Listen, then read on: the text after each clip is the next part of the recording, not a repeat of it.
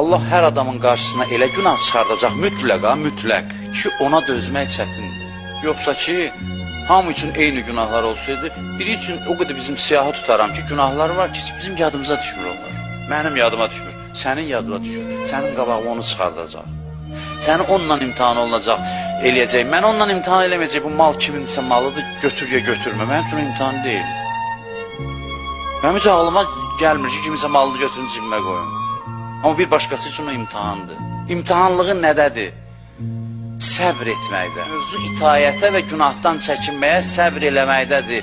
Əmsal budur, ölçü budur, şəxsiyyətin meyarı budur. Günahdan çəkinməyə dəyər verən səbirdir. Hansı günahdan çəkindin? Çətin idi? Bəli. Səbr elədin? Bəli. Buyur cənnətə. Yoxsa yox. Hər günahdan çəkinməyə cənnət verməzlər. O yaxşılıqlar ki, səbirlə idi, o yaxşılıqlara qiymət verəcəklər. Onu etmək üçün səbr lazım idi. O pisliklər ki, səbirlə tərk eləməliydin, onlara qiymət verəcəklər. Sən itayətlər içində keyfə uyğunları seçmirsən, bir xətt düzəltmirsən, itayət xətti istəyirsən, bundan gedəsən, yox, mütləq hadisələr alt-üst eləyəcək.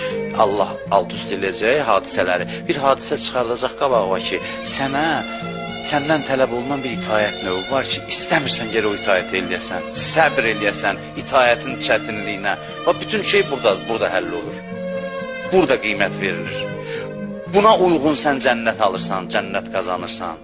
Allah çətinlik çıxardacaq, hadisələr çətinlik çıxardacaq, özünü aldatma. İtayətin elə bir növü lazımdır ki, qarşılaşacaqsan ki, o itayəti çətin eləyəsən. Bir adam itayət eləyir də öz istədiyi kimi.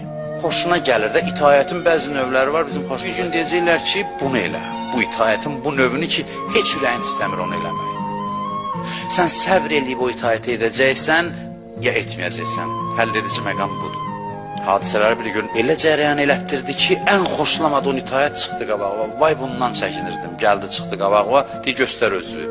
Səbrü göstər, səbrü. Səbrün nə qədərdir? Çünki çətin hadisədə səbr lazımdır. Allaha yaxınlaşmaq səbirlə mümkün olur, ibadətlə yox. Allahla münasibət, Allaha yaxınlaşmaq ibadət itayətlə deyil.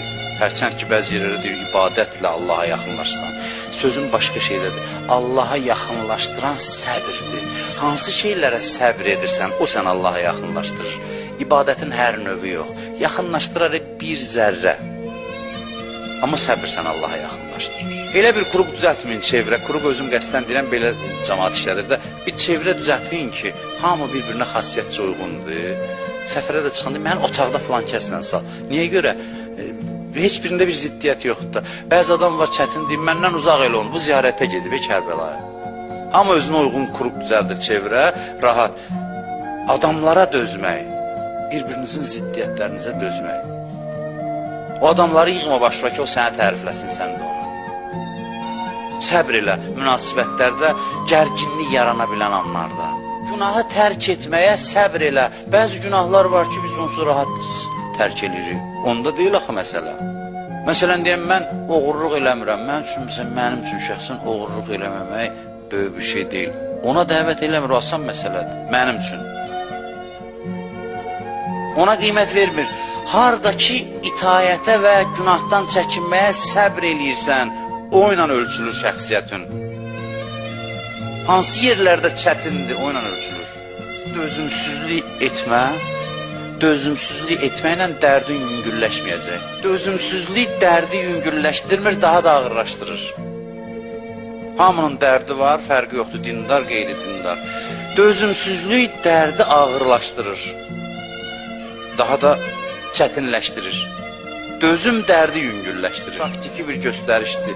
Dözümlü ol ki, çətinliklər sənə əziyyət verməsin. Çətinliyin qarşısında nə qədər özünü itirsən, dözümsüzlük eləsən, bir o qədər o çətinlik sənə çox əziyyət verəcək. Bəzi həqiqətləri anlamaq üçün ancaq səbir lazımdır adama. Yəni, bəzi şeyləri başa düşmək səbirli insanlara müyəssər olur.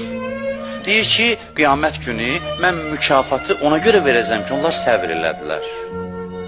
Və onlar nicat tapanlardır.